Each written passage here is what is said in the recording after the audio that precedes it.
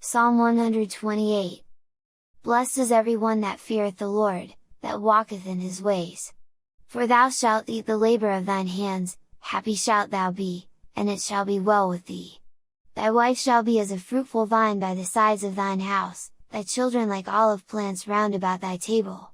Behold, that thus shall the man be blessed that feareth the Lord.